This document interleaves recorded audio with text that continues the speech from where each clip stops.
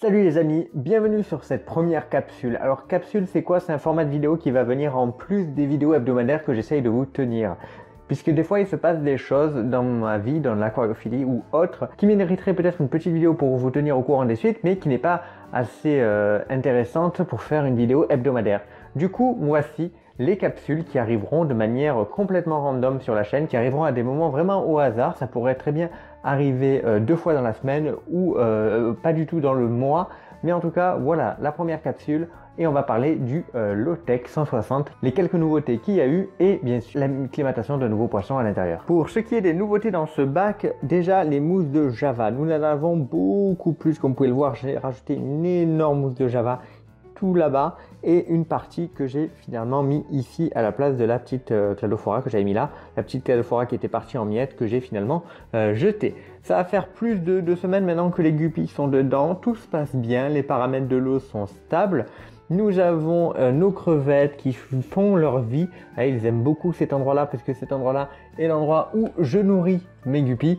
Et donc, il y a beaucoup de restes de nourriture dans la fougère. Donc, elles sont très contentes.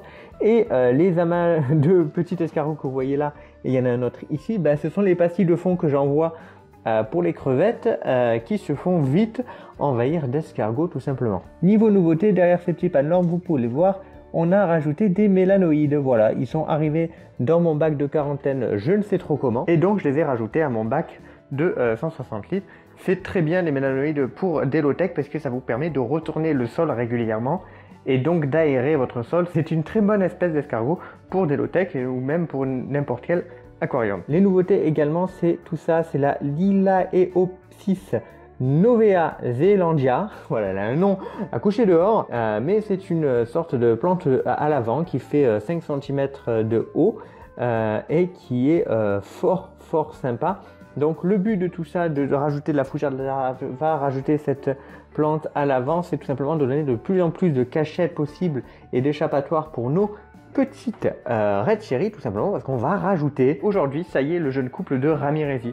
Donc voilà pourquoi je voulais faire autant de cachettes possibles pour nos petits Red Cherry. Ok, l'acclimatation est terminée, j'espère que ça va bien se passer. Là je vais devoir vraiment bien les surveiller parce que mine de rien, ce couple de Ramirezi a toujours été que avec d'autres Ramirezi à l'animalerie.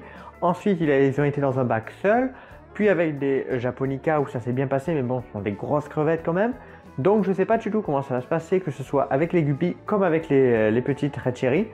Donc on va surveiller tout ça et on va voir, on espère que ça va bien se passer. J'espère que ça va bien se passer parce que vraiment, si ça se passe mal, bon, ça va un peu chambouler tous mes plans à propos de ce couple que je ne vais pas pouvoir garder dans ce bac malheureusement. Donc là, l'acclimatation est terminée, je vais pouvoir tout simplement hop, libérer nos petits. Donc ils sont passés d'un de mes bacs à un autre de mes bacs, donc l'eau est normalement la même, hein.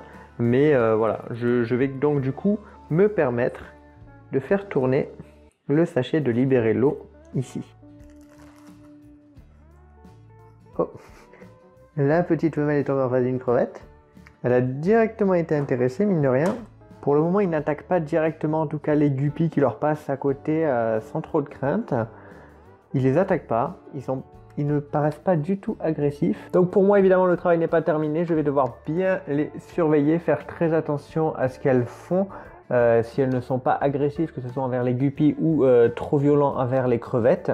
Mais normalement, ça devrait bien se passer, je l'espère en tout cas, puisqu'ils sont quand même assez jeunes pour l'instant et les crevettes sont quand même un peu trop grosses pour leur bouche. Peut-être pas les plus petites, peut-être pas les alevins, mais en tout cas, les adultes, oui. Le mâle est pas content. Le mâle est pas content parce que regardez.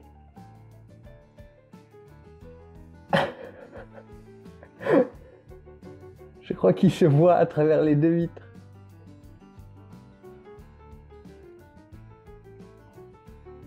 Oh oui, qui se voit. Oh, vu comme ils sont excités. Il va falloir que je mette une petite plaque entre les 2 bacs pour être un petit peu tranquille parce qu'on va éviter de les stresser. Alors j'ai oublié de vous préciser que ce petit couple n'a pas eu de bébé suite à sa première ponte. Ils ont dévoré tous les œufs, donc ça veut dire qu'ils n'étaient pas viables tout simplement. Donc bon, je m'en doutais un peu, c'était leur toute première ponte, c'est un très jeune couple. Peut-être une prochaine fois tout simplement. Et je vous avoue en même temps j'étais un petit peu rassuré parce que je sais pas ce que j'aurais fait là tout de suite de plein de petits Ramirez ici.